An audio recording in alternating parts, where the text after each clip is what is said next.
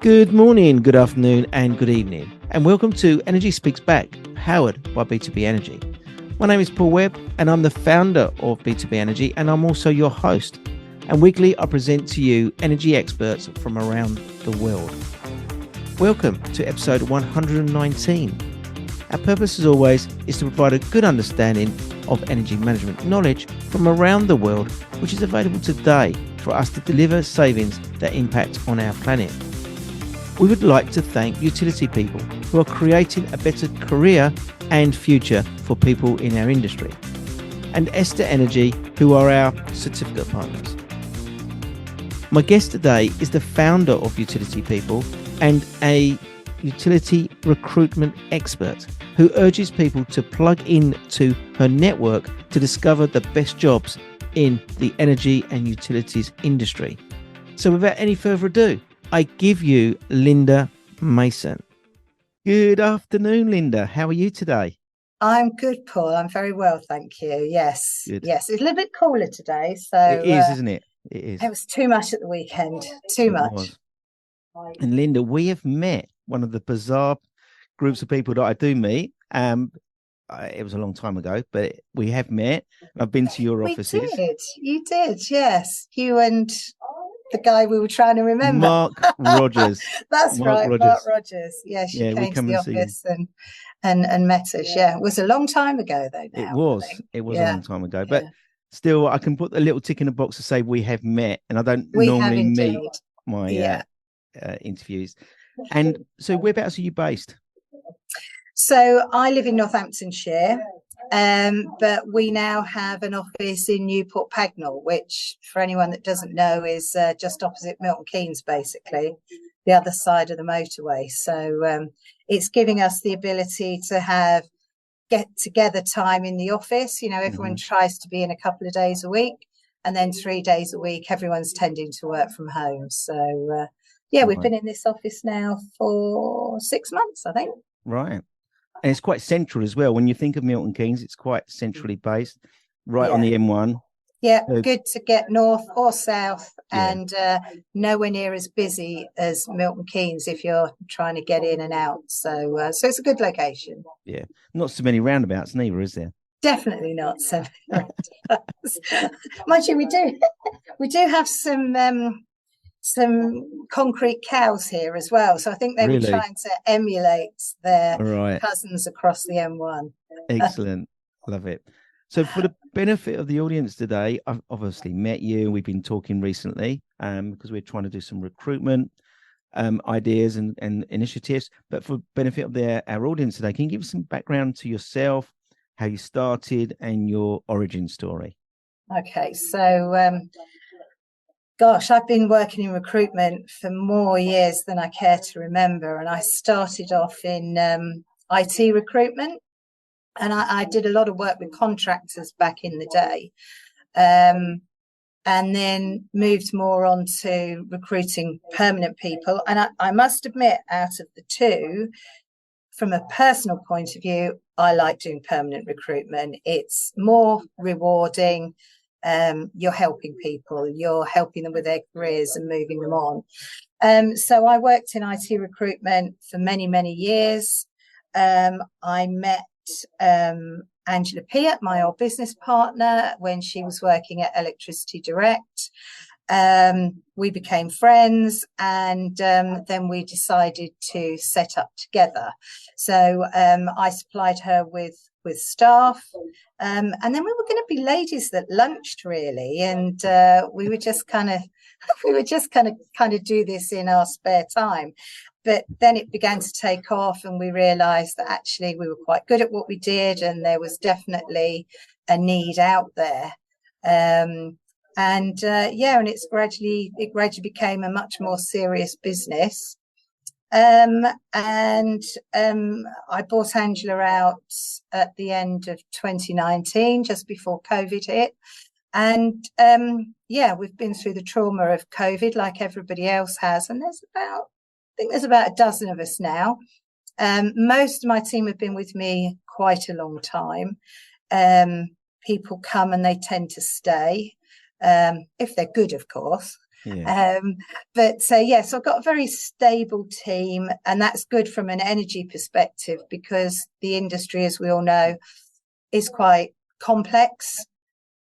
So, my team has a fairly good understanding of what roles go where and the kind of skill set that our customers are looking for. So, yeah, I mean, I think Lisa's been with me, I don't know, maybe even 10 years, something like that. Ren's 5-6 years. Jordan's gone and come back again. So, I've got a lot of people that have been with me for quite a long time. So, yeah. And we're still forging ahead doing the stuff that we do. Brilliant. When we say utility, is it all utilities, gas, electric, and water?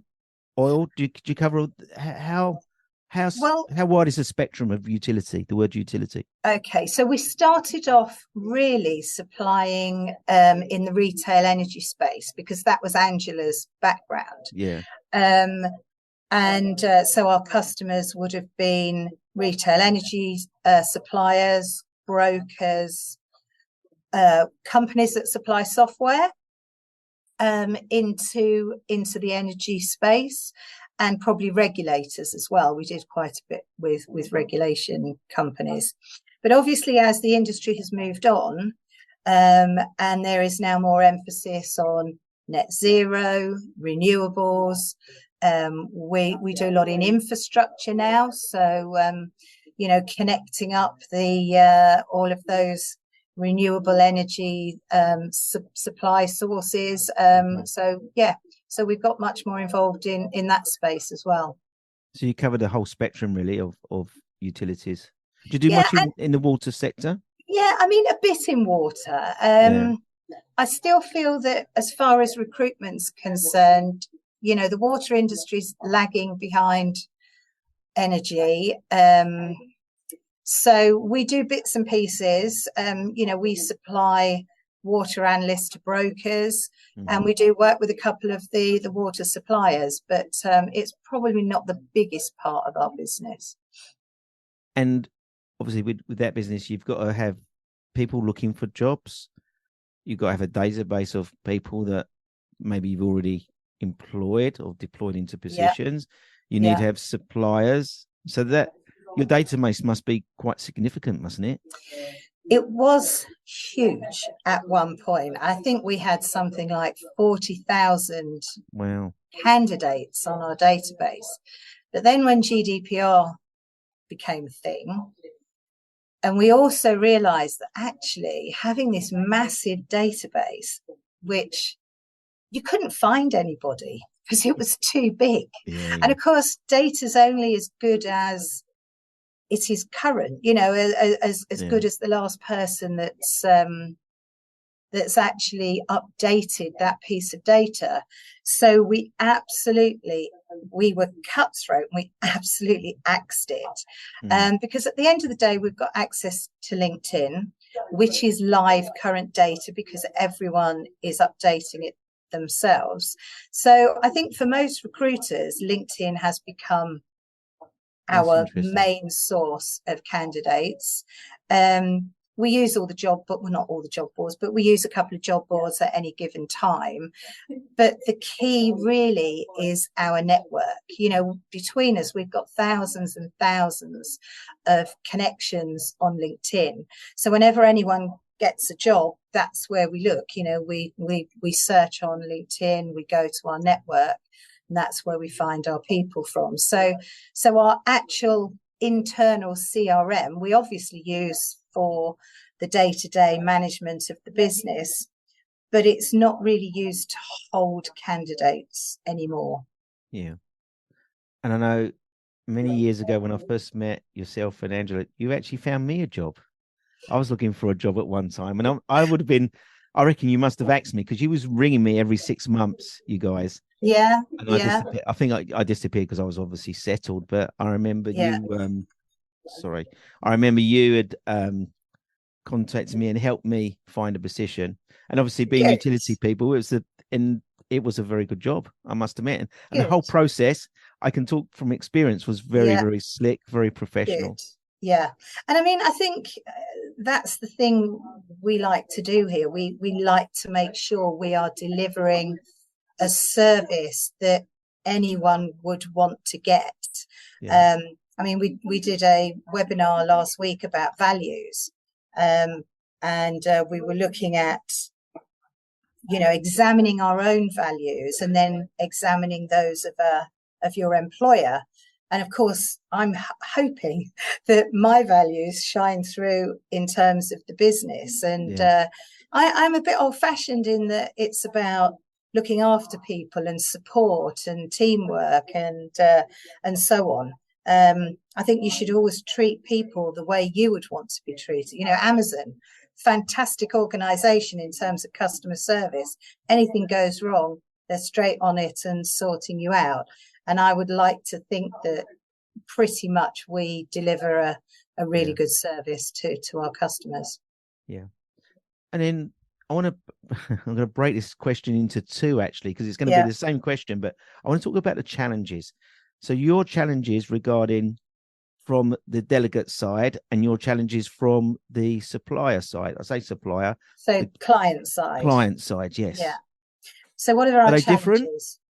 Different? Yes. So I suppose the easiest one to talk about is our candidates.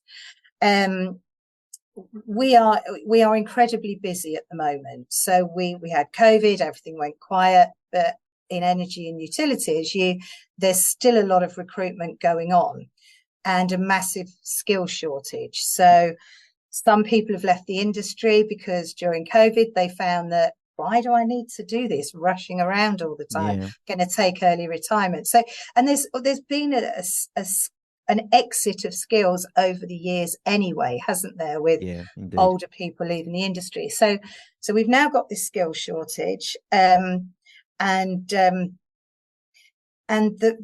problem that we have is that for every candidate that gets an offer, he's generally, or she has generally got 3 or 4 other positions, offers on the table, and we're not even talking about the counter offer when they hand their notice in. So this past 9 months, I would say, it's become quite difficult to get that candidate over the line.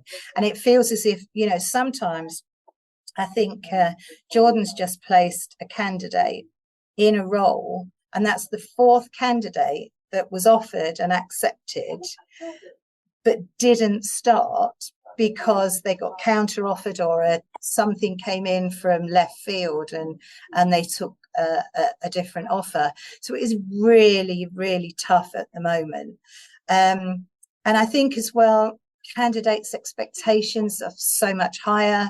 They want flexibility. They want to look after the dog on a Tuesday and a Wednesday or something. It's almost gone a bit bonkers, really.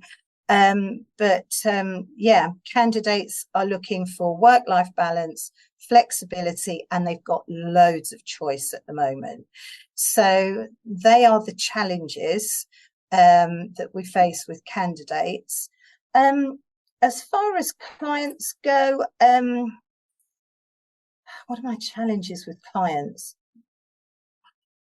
I suppose it is about educating them that they need to move quickly, because in this market, if you've got a good candidate, he's not going to hang around for very long. So they have to move quite quickly. Also, there is the challenge of persuading them that they need to be offering flexible opportunities, because not every client enjoys the working from home bit for their employees. So we're always trying to educate our clients with, this is what we're finding in the market. If you want to be successful, we would advise these things. And I suppose the other thing, which has been an issue for forever, is that recruitment companies are quite often viewed as, something on the bottom of a shoe, or something that you have to have because, you just have to have them. You don't like having them, but you have to have them. So sometimes you don't get the engagement from a client that you would really like, because the best way of having the most efficient and effective recruitment process is to really engage with your recruiter and let them understand what the challenges are and why things, what you're looking for. And get back to us, because quite often you might be waiting weeks on end to get feedback on CVs or even from an interview or something like that. So it's about trying to get clients to understand that we are delivering a professional service, and the more they can give us and keep us closer, the more effective it will be. Yeah. And was you alluding that there's more jobs than people, or more people than jobs? More jobs than people. Right. So, we do very little cold calling with customers, mainly because we do a lot of marketing. People come to us, we get lots of referrals. People find us using the search engines and so on. So people come to us, we do some marketing out ourselves, targeted marketing. But yeah, we get inquiries every week. Can you help us with these jobs? And the hard thing is finding those candidates. And as I say, even when you've got the good candidates, they disappear off and accept other jobs from other companies. So, yeah. And do you only focus on the UK currently? Yes, we do. Although a couple of members of my team have done European recruitment in the past. So it's something that we could do. I just think that we're kept quite busy as it is, focusing on the UK, and we haven't really had the need to go looking. If an opportunity popped up, we'd probably go and pursue it. But we just focus on our core stuff at the moment. Yeah. Presumably, when you're looking at overseas recruitment, it's not as straightforward as what it would be for the UK. No, my understanding, there will be different tax implications, rules and regulations. Now, we're no longer, with Brexit and so on, we're another arm's length away. I know a number of recruiters that work in Europe, and it is different. If we were going to do it, I know where I could go to get some help and advice, that's for sure. But UK only for us at the moment. So the days of the CV, is that still current with our, us as experts, energy people who within this industry? Is it important that we keep that up to date? Yes, I think so. And whether that's a CV or whether it's your profile on LinkedIn, people, an employer will still need to look at what you've done and your experience. We are using AI for some things now, and that that could be for CVs, but in the main we take the CV that a candidate has sent us, because no one knows their experience better than them. And we will use their CV. Maybe we generally will do a little summary ourselves, just to highlight why we think they're good for a job, and then send that over. So old-fashioned in a way, but it still gets the information across, really. And obviously social media plays a very big part of this, where you can go and do your own research, can't you, on Facebook and Instagram and all those sort of things for the organization's point of view. If they wanted to go and do that, is that frowned upon, or is that something that is you mean if our clients were looking for candidates themselves? And they had the candidate come to them, delegate or whatever, and you think, we'll just do a search on Instagram or have a look at their profiles to understand a bit more about them. Is that frowned upon, or is that accepted nowadays? No, absolutely. And I think many of our clients do a mix. So they've all got their websites.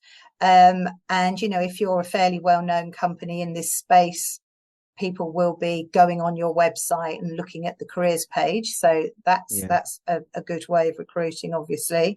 And then there are internal recruiters, talent acquisition people within these organizations. And they tend to do a mix. So maybe for 80% of recruitment, you might use HR or talent acquisition and internal recruiters to try and do a lot of your recruitment yourself. But for that extra 20%, there's still a need for a utility people, because we still have our network.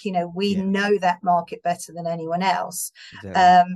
And we can save time and effort and energy by adding value. So most companies do a mix. Most companies will do some themselves, some internal recruiters, and then maybe use us as well. And also, we do.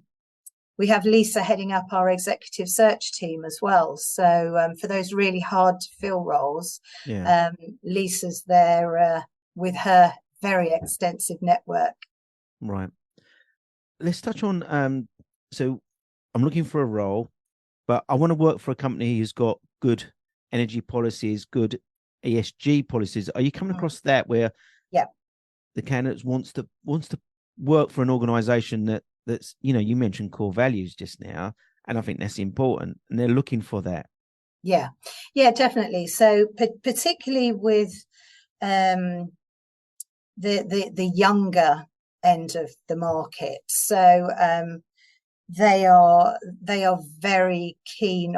They're different to, say, you and me, Paul. So you and I would be looking to get a reasonable salary. We'd want to move up in an organization, and that's what we did as baby boomers and so on.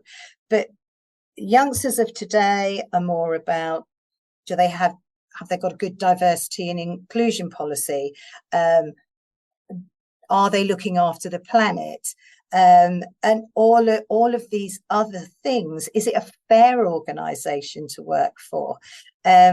That has become much more important. And also the work-life balance is really important to youngsters. Gone are the days when would have worked long into the night getting a report done and things like that. If they finish at 5 o'clock and that's it, they're off. So it is a bit of a different world these days, I think. It is. Yeah, totally agree. And then what's the process? So I've come to you, I've got no CV, or I've got some experience. Where do you start with that particular person? Is there a starting point that you can walk them through? Everyone will have a CV, even if it's on a scrappy piece of paper. So, and if someone's CV doesn't look good, we'll tell them, and we'll sort of explain what a good CV might look like, with your qualifications at the top and your key information, maybe a short summary, and then your experience in reverse order. And it should be about 3 pages long. So that's the kind of standard CV. And we would then just pick up the phone, have a conversation with them, or we do lots of Teams meetings now, which I think is always good. You see the whites of someone's eyes. I think you can make a much better connection on a Teams call than on a telephone call. Yeah, definitely. Oh yeah, Teams instead of telephone. Oh yes. What about face to face though? Do you still try to do that? Very little face to face with our candidates. It's simply because of the sheer volume.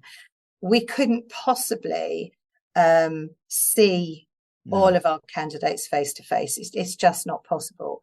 But if we can do a Teams, we'll try and do a Teams, if not a telephone call. And I think when you've done a Teams, there's just that engagement. I think candidates are less likely to let you down, and you just build a better rapport on a Teams call. So we do a telephone interview. We talk to them about a specific job, because that's how it normally works. We might have found them for a job, or they might have applied for a job. So we talk them through, ask them relevant questions about their experience and does it match the job. But also we're trying to get to who that person is, and are their soft skills going to be a good match for our client? Some companies are more formal, some companies are less formal. And when you're chatting to someone, obviously you're kind of getting to grips with who that person is and where we think they might fit. And so then they're either right for the job or they're not. We might come up with a couple of other options for them. We work as a team here. So when we get a good candidate, we'll generally send it round to everyone in the team. Has anyone got something for this candidate? Right. And then we take it from there. We'll always ask them for, there's things like references, although references these days are quite often not really worth very much because you're not allowed to say very much. Right to work in the UK, those types of things from a sort of a compliance perspective. But as a perm recruiter, you don't have to do those things because it's always the role of the employer to make sure they are taking references and so on. But using our experience, using our network and our knowledge, 99 times out of 100, we're putting forward good candidates that can do the job. Not many slip through the net. Right. That's good to know. And then, so that's the process from the candidates. What about from the organisations that are looking? What's their process? What do they have to do? So we would get a job, and some of them use a portal. So right. You might have to log in and submit your CVs through a portal. That tends to work for the larger organisations. It gives them more control. It gives them statistics, data, insight into their recruitment processes.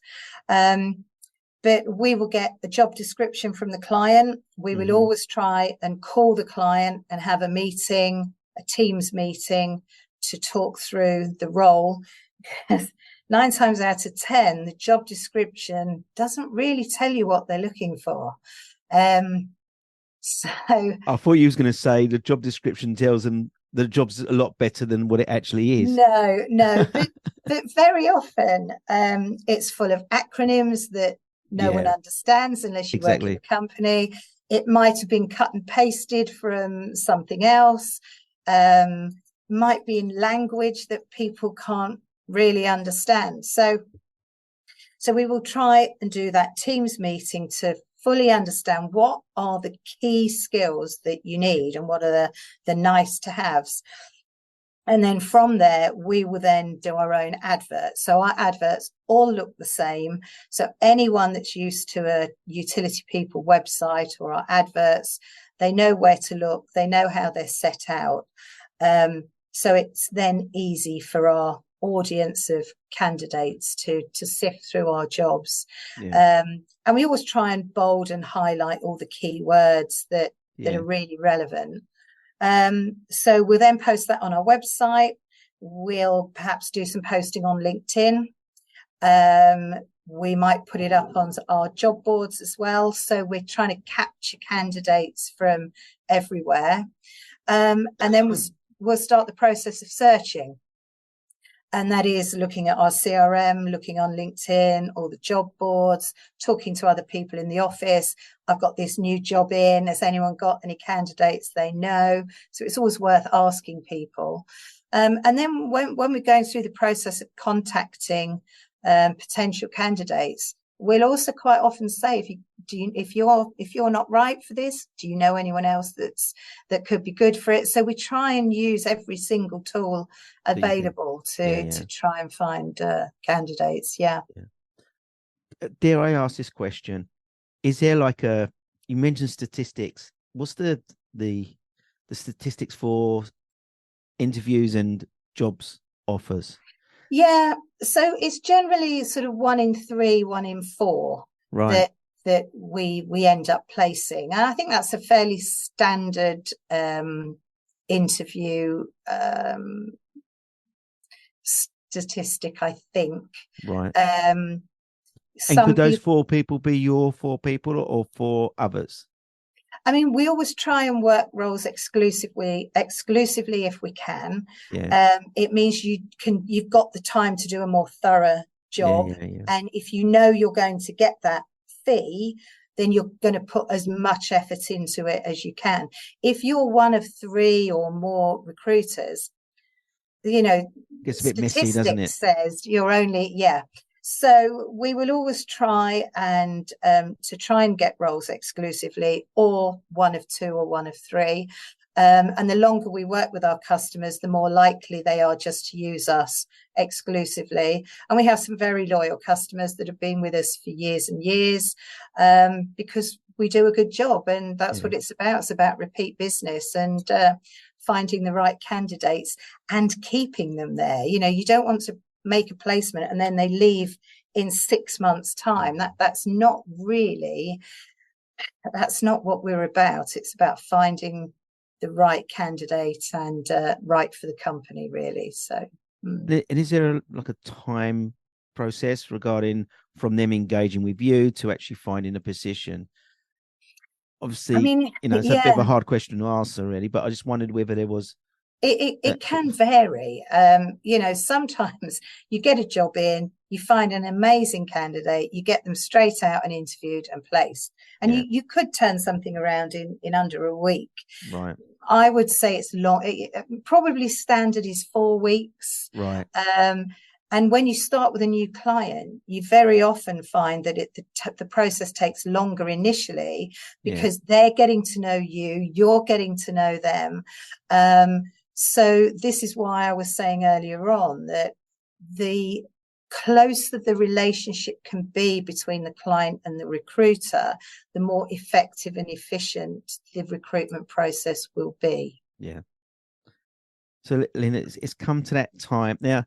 Just to the people that listen to this are people in the industry, like myself, energy experts, consultants, people that are leaving universities, people that, as we know, leaving the army.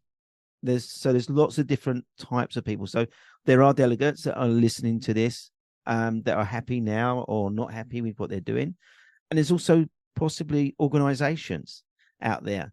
So for the benefit of the audience, is there like a something you can give back to the industry as a takeaway for them to just for today? I think in the current market, if you are recruiting, so if you are a client, it's about being as flexible as you can with the package and hybrid working, and it's about moving as swiftly as you can, and about building that relationship with us, the recruiter. If those things happen, your experience with us will be excellent. If you're a potential candidate, whether you're looking now or whether you might be in the future, we put lots of information out there. We've got blogs, we've got marketing, we have a weekly hot jobs newsletter that we send out every week. So all our newest jobs go on there. That's something that's worth signing up to. You can sign up to that on our website, or just drop me a message or whatever, and we'll get you signed up. That's always useful to look at. And we also do newsletters. So probably every 2 months, we'll send one out to our candidates, and we'll send another one out to our clients, just to give them information about what's going on, trends, tips, and so on. And yeah, for candidates, I instill into everyone in my team that we must treat people the way we would like to be treated if we were going to go somewhere for a service. So it's so important to me and my business that we look after candidates. So if you're not sure, if you want to chat, if you just want to dip your toe, we're more than happy to have a conversation. Or can reach out to me on LinkedIn or any of my team, and we'll see if we can help you, basically. That's brilliant. And I know what it's like to be sort of looking for jobs. It isn't easy. And sometimes it's like looking, at the wood, through the trees for the, what's the word? The wood for the trees. Yeah, exactly. It's impossible to get that job, that right Mm, job, and yeah. people don't really want to do that short-term positions, as we discussed earlier. Mm, We're looking, when you get to my age, you're looking for long-term sort of positions as such, and more yeah. stable positions, not in Yeah. and out type things. So it isn't that easy. No, absolutely. And when you're looking at a CV, if someone's moved around a lot, doesn't look great. Yeah, it just Yeah, makes it harder and harder exactly. to find a stable job. So yeah, it's a really traumatic time in anyone's life, whether they're moving because they want to or whether they're moving because they have to. And I think having a recruiter that's going to hold your hand and look after you is so important. And it's important to us that we do a good job and deliver that service. Yeah. And I hope most of the people that come into contact with us would have a really, really good experience. So yeah, And what I contact like me on about you guys LinkedIn. as well is you do it from both sides, and that's what we've been discussing Mm, today. Because it isn't from an employer point of view. It's a minefield, isn't it? Looking at finding that right person, but you're going to work with them to find that right person, yeah. and you're going to work with the delegate as well. So it all blends together. And I know there's a cost behind that, but Of course it's there a is. We don't successful work for position to be. nothing. No, We don't work for nothing, but I do believe we are worth our fee. yeah, And you were saying there about matching. There's no point in us trying to force a round peg in a square no, hole, because then the the employee won't be retained by the employer, and that's not us no, doing a good no. job. So it No. is trying to match the soft skills and the hard skills with the right job and the right company. And we really do try and do that. Brilliant. Well, I'm really excited about what we're trying to do regarding the Yes. training we take people Yeah. through, and then helping them find their positions, whether they're successful or not. It doesn't Yeah. matter, but we've released These potential energy managers that we're going to be exactly. finding to help with our journey on net zero, Yeah, male and female, male and female. It'd be full lovely to get more diversity. ladies in. Yeah. Yes, I'm fully behind. And Lee Pickersgill always says to me every time I interview a female interviewee, Yeah. he said the amount of passion that comes from the female side is more than the Yes. male. So Yeah. we can feel it. They Yeah. would do better jobs than what we do.